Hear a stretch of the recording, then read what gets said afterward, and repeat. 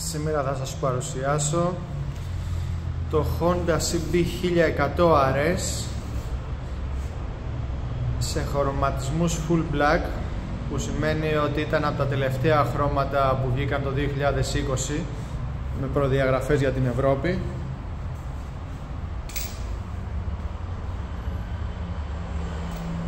LED φανάρι, εξατάχητο σασμάν, πιο μεγάλο ντεπόζιτο και πιο κλασικό ρετρό, θυμίζει το CBX του 1981 του ProLink. Δεν είναι καινούριο, είναι με 2.000 χιλιόμετρα. Νομίζω αν έγραφε και 5 το ίδιο θα ήταν.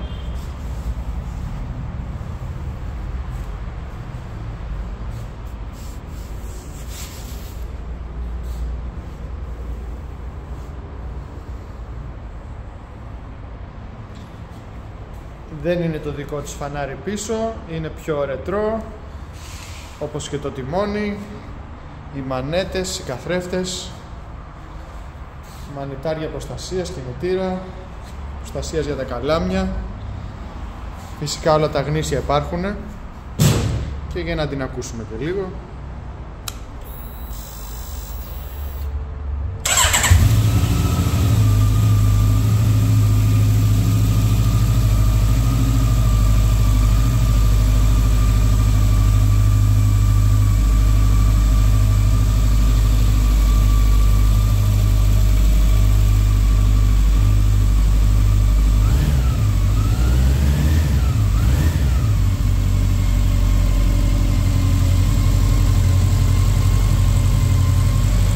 Με τα γνήσια έγγραφα, βιβλίο σέρβις, επιστοποίηση χιλιόμετρων, αποκτέω, 1 χρόνο γραπτή εγγύηση. Διαθέσιμη στο κατάστημά μας. Ευχαριστώ πολύ.